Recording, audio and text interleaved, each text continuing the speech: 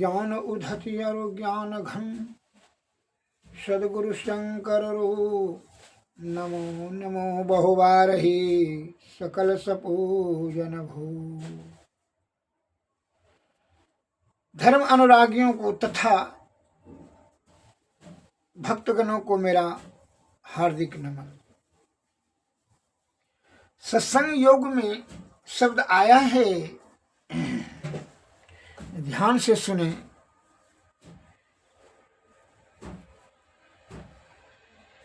बमन आहार वधस्य भाति सर्वे न द्युषु सर्वे न दिशु तस्य अधिकार संन्यासो त्यक्ते देह अभिमानी न। अर्थात सब प्रकार की कामना को बमन के समान जो विचारता है और जिसने देह का अभिमान छोड़ दिया है उसी का संन्यास में अधिकार है।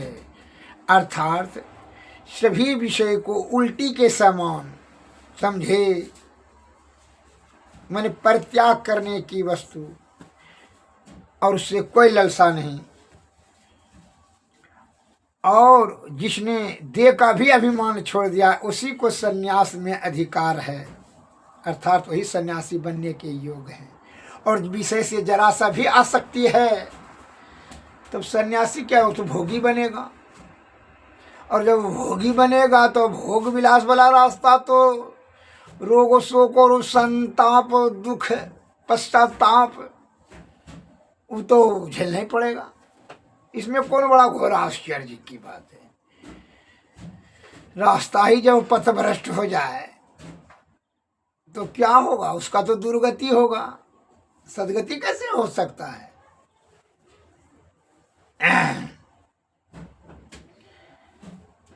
अतः इस बात को ध्यान में रखें, रास्ता सही हो जाए तो मंजिल सही पहुंचेगा। इसीलिए रामायण में तुलसीदास ने लिखा है कि जिमी को पंथ पग देत खगेसा हरहु बुद्धि बल नव लवलेसा। जो कुपथ में लाभ धरता है उसका बुद्धि बल यश गुण सब समाप्त हो जाता है, छिन्न हो जाता है, कुछ नहीं रहता है। अब उसकी दुर्गति निश्चित समझ लीजिए। यहाँ बुद्धि भ्रष्ट हो जाए, गुमराह होकर के या लालच में, ईर्षा में, दुष्टता में, क्रोध में, जिस भी विषय के कारण से अगर यदि आप में निष्ठुरता पाप वाला कार्य नीच कार्य कर करके सुखी होने की जब कामना हो जाए और वही कार्य में संलग्न हो जाए तो आप समझ लीजिएगा कि आपका अब अधःपतन है। अब आपका दुर्गति की ओर रास्ता पकड़ लिए, अब दुर्गति होगा निश्चित, जीते जी भी और मरने के बाद भी। और सदगति चाहते हैं, सतोगुण में रहे, सदाचार का पालन में, सद्बुद्धि हो, उपकार करने की भावना, करुणा हो, दया हो, क्षमा हो, सहनशीलता हो, तब आप जान लीजिएगा, तब आप जो है ना शुद्ध विचार हो, आत्मा में पवित्रता हो, निष्कपटता हो, लोभ मोह मद अहंकार तृष्णा भय क्रोध ईर्षा काम ये सब नहीं हो तो समझ लीजिएगा कि अब सदगति का रास्ता हम पकड़ लिए, धर्म की वृद्धि होगी और मोक्ष प्राप्ति में अब देर नहीं लगेगा। इसके ये कैसे होगा, सत्संग में जाएं, सदगुरु के शरण में जाएं।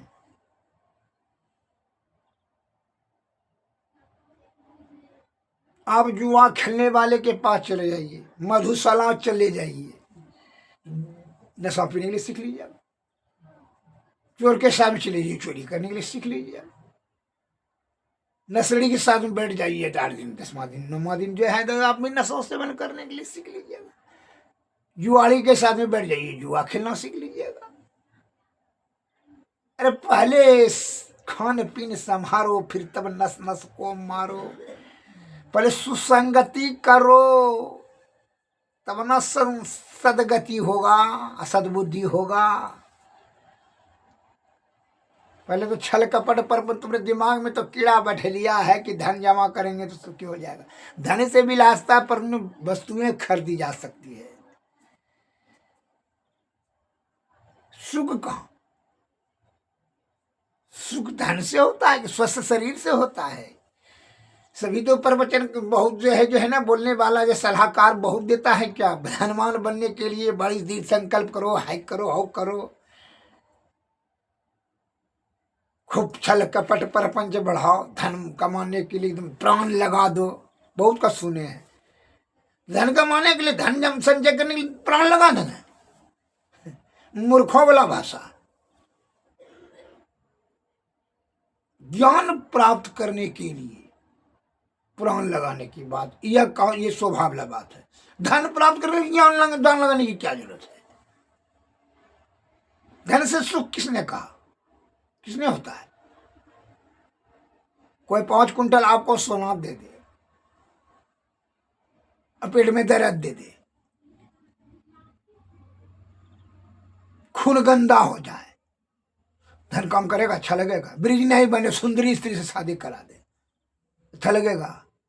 जठराग्नि आपका बैठ जाए, 56 प्रकार का भोजन बना कर दे, अनिंद्रा की बीमारी हो जाए, गलीदा में सुला दे, अच्छा लगेगा? सुख होगा? निठा मूर्ख जो है, जो कामी भोगी है, वही सब नहीं सब सलाह देगा आपको कि धनवान बन जाओ। हम तो कहते हैं कि स्वस्थवान बन जाओ, ज्ञानवान बन जाओ, बनना है तो इंसान बन जाओ। धनवान बनने के लिए तो बेईमान बनना होगा। बिना बेईमानी से धनवान होता है कोई? आज तक हुआ है कोई? धन का संबंध है बेईमानी से, और ज्ञान का संबंध है अध्ययन से, अब बल का संबंध है व्यायाम से। कोई बोलता है कमा के धनवान, वो एकदम सफेद झूठ, उसके ऐसा तो झूठ को लुच्चा है ये नहीं है। कितना कमा लिया वो, जो धनवान हो गया। धन से दूर दूर तक उसका कोई वास्ता ही नहीं है सुख से, ना लौकिक दृष्टि से ना अलौकिक दृष्टि से। इसलिए रामायण में तुलसीदास लिखा है, यह तन कर फल विषय अनुभाई, स्वर्ग में अल्प अल्प दुखदाई। हमारे महंत संतों ने कहा, स्वर्ग का भी तू सुख छोड़ दे, विषय भोग का तो दूर क्या है, ये तो दूर की बात है। विषय भोग का तो खाली भोग विलास करने के लिए शरीर नहीं मिला है। कहा है कि बड़ी भाग्य मनुष्य तन पावा, असुर दुर्लभ सद ग्रंथ ही गावा, यह तन साधन मोक्ष के द्वारा, यही पायन पर लोक सुधारा। यह तन जो है मोक्ष का साधन है, आयु इसमें दिया गया है, लिमिट है। वही आयु में ही जो है भवसागर पार कर लीजिए, 7 रूपी नाव पर सवार करके झूठ फरे मेरे महादलदल में फंस जाओगे, फिर 84 लाख जोनी में तू परिभ्रमण करते रहना। सलाहकार कहता एक्सपर्ट सब बैठा है, धनवान बन जाओ। आज तक इतिहास गवाह है कि कोई धनवान जो है सुखीवान कैसे हो सकता है? विलासी हो सकता है, भोगी हो जाएगा, जो कि आधे उम्र में मर जाएगा। भोगी होगा तो रोगी होगा। अरे ज्ञानवान बन जाओ, स्वस्थवान बन जाओ। ये कोई बात होगा, तर्क संगत सही संगत वाली बात हुई। बिना मतलब का धनवान बन जाओ, बिना मतलब इसका मतलब वो डायरेक्ट उपरोक्त रूप से कह रहा है कि तुम छल कपट बेईमानी तो नहीं कर जमा कर लो धन, तुमने कमाएगा दूसरा खाएगा, विलासतापूर्ण बैठ करके खाएगा तो हाँ खाली दिमाग रहे शैतानी बात होगा। धन से जो है नाना प्रकार का शैतानी खेल खेलेगा, उसको उससे मरवा देगा, उसको गिरवा देगा, उसको फंसा देगा, कब तक वो जला देगा। वो छल कपट परपंच से उसका तो दिमाग भरा रहेगा, सुख उसको कौन होगा। कामनी और कंचन का, सुरा और सुंदरी का हरदम दिमाग में षड्यंत्र करते रहेगा। हरम सुंदरी और सुरा मना बढ़िया बढ़िया नशा और बढ़िया बढ़िया सुंदरी स्त्री मने में जो है खिचड़ी बनाते रहेगा, और जो है ना पैसा के बल पर वही जो काम करेगा, कुकृत करेगा। प्रभुता पाही काहि मद नाही, प्रभुता पाकर किसको मद नहीं हुआ? जो कहता है वो झूठ बोलता है, छिप करके बोल रहा है, वो कड़वा सत्य है। अत्यधिक धन रख करके तू क्या करता है? अगर यदि पूर्वजों से कमाया हुआ तो तू रख करके करता क्या है? निर्धनों में दया की भाव की जो कि चिकित्सा सेवा में दे दीजिए। असहाय निर्बलों दुर्बलों को जो है, रोगी बीमारियों को जो है उसका मदद कीजिए। साधु महात्मा का सेवा की, जो उसको सदगति मिलेगा, सद्बुद्धि होगा। और नहीं करता जिसका मतलब है कि उसका तुम दुरुपयोग करेगा। करेगा क्या? सुरा और सुंदरी के फेर में रहेगा। तुम्हारा हम सब चतुराई समझ रहे हैं, नहीं समझ रहे हैं ज्ञानी आदमी सब समझ रहा है तुम्हारा चतुराई।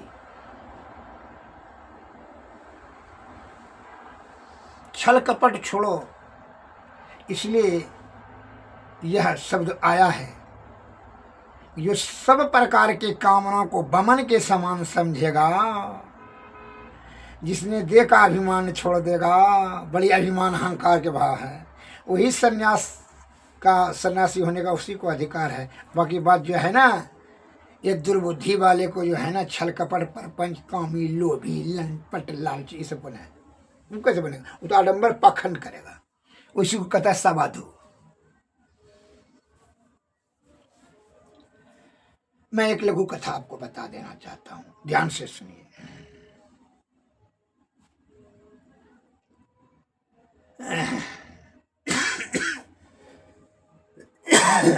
एक राजा ने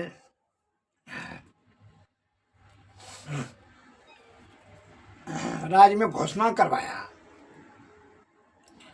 कि जो हमको नरक में और स्वर्ग में पहुंचा देगा जीते जी, उसको हम 5 लाख रुपया इनाम देंगे। क्या देंगे? 5 लाख रुपया इनाम देंगे, हमको स्वर्ग और नरक पहुंचा दे।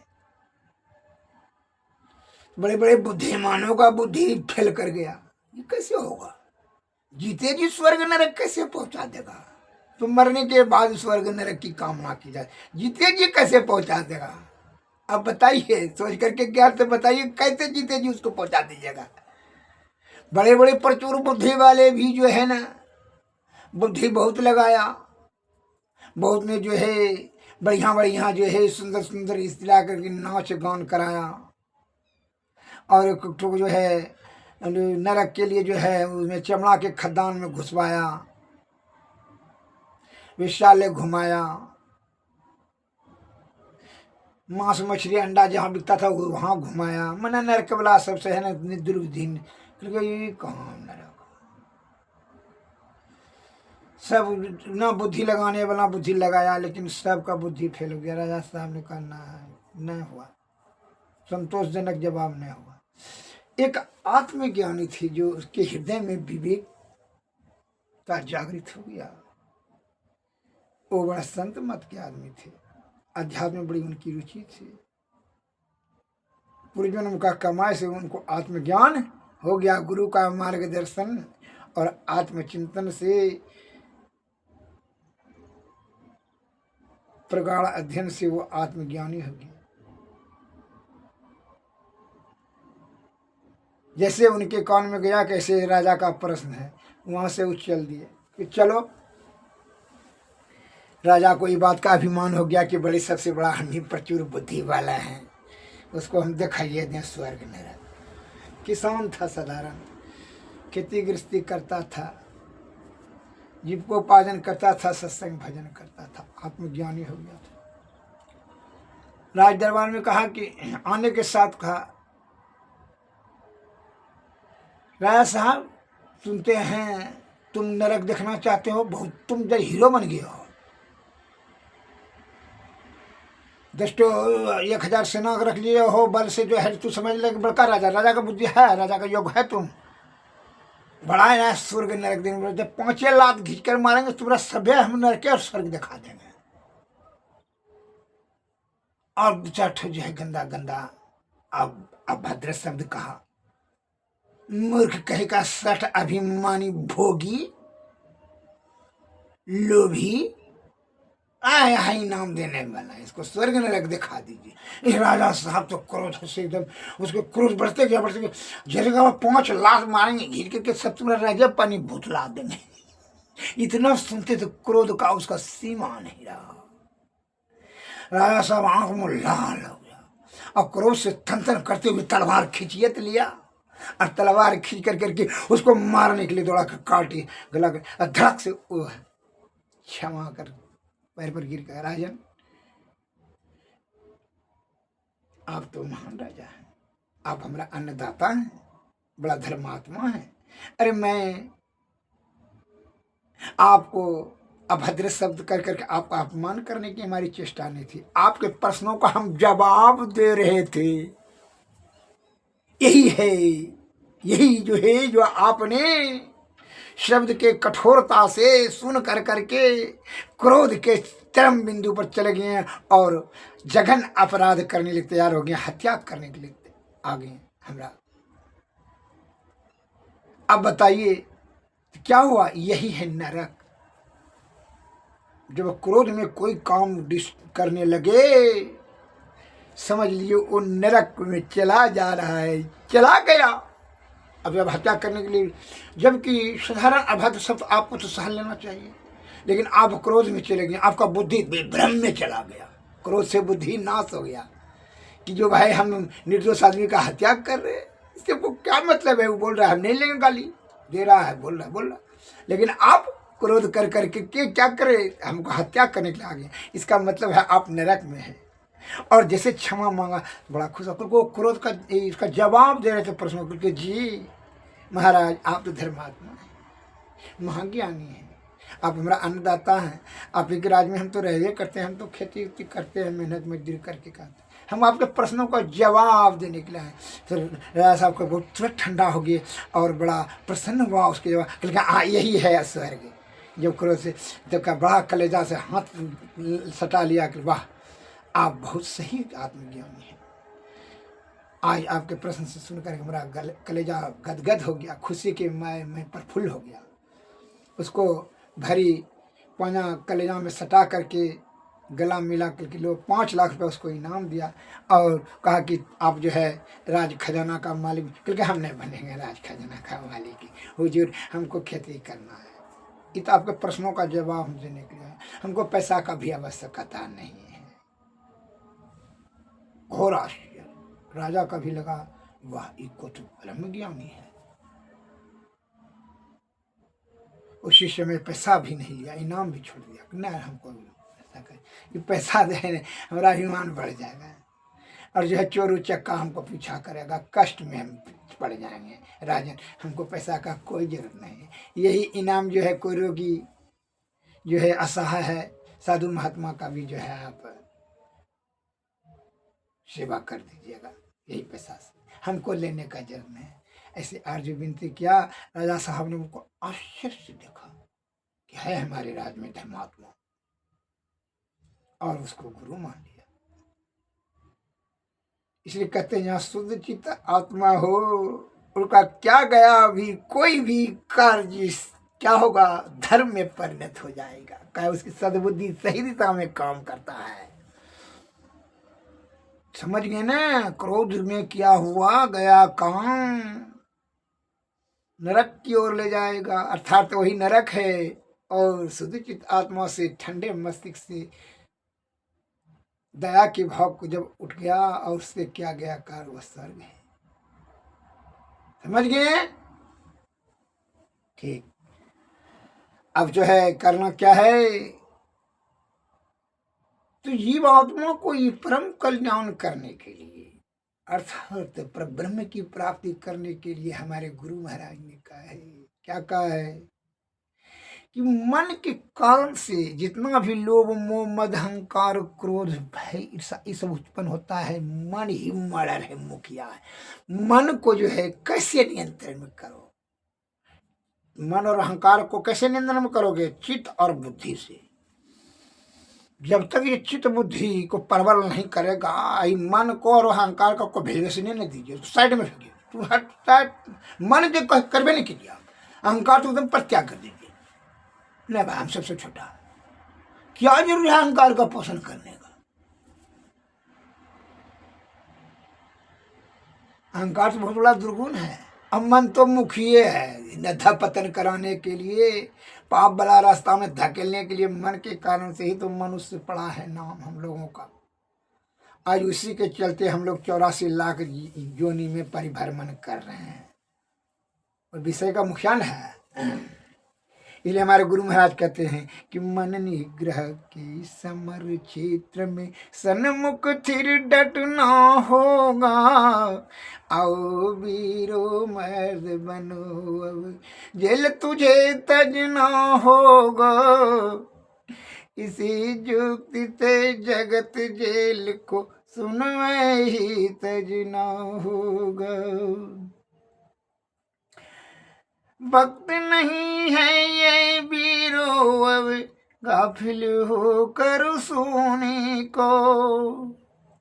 बिंदु रहा से निकल बहादुर तम मंडल टपना होगा। गुरुपद धर कर ध्यान से सूरो दृष्टि अड़ा दो सुसमन में। मन की चंचलताई से बल कर कर के वचना होगा। आओ वीरो मर्द बनो अभी जेल तुझे तजना होगा। मन निग्रह के समर क्षेत्र में सन्मुख थिर डटना होगा। मन की चंचलताई से बल करके वचना होगा। मत नहीं है ये वीरो अब गाफिल होकर सोने को। बिंदु रहा से निकल बहादुर मंडल टपना होगा। दामनी दम कई चंदा चमकई सूरज तपय ज्योति मंडल। इस मंडल से आगे वीरो और तुम्हें बढ़ना होगा। शब्द मंडल में सौर शब्द है गुरुगम होकर धर लेनो। जगत जेल को इसी जुक्ति से जगत जेल को सुन में ही तजना होगा। आओ वीरो मर्द बनो अभी जेल तुझे तजना होगा। इसे जुक्ति से जगत जेल को सुन में ही तजना होगा। सदगुरु महाराज की जय। सदगुरु महाराज सुनने से नहीं होगा, समझना होगा। और केवल समझने नहीं हुआ, शुभ अवसर आवे तो अमल कर लीजिए। यही आयु को रहते हुए का शुभम शीघ्रम अशुभम दीर्घम। शुभ काम मस्तिष्क में आवे तो जल्दी कर लो, और अशुभ आ जाए, शुभ और अशुभ उत्पन्न होते रहता है। अशुभ जब आ जाए तो उसको दीर्घता पर टाल दो, हटाओ उसको। और तन मंदिर में कीजिए दृढ़ जुगल कर सन्मुख दीजिए। चमके बिंदु सूक्ष्म यति ब्रह्म ज्योति अनुपम लख लीजिए। जगमगे जगमग रूप वरमंड निरखी निरखी ज्योति तज दीजी। शब्द सूरत अभ्यास सरल तर करी करी सौर शब्द गही लीजिए। ऐसी जुगति काया गढ़ त्यागी भव भ्रम भेद सकल मल छीजे। भव खंडन यारति यह निर्मल करी करी में अमृत रस पीजे। आरती तन मंदिर में कीजिए दृढ़ जुगल कर सन्मुख लीजिए। सदगुरु महाराज की जय। सदगुरु महाराज की जय। सदगुरु नमः। सदगुरु नमः। जय हिंद जय भारत।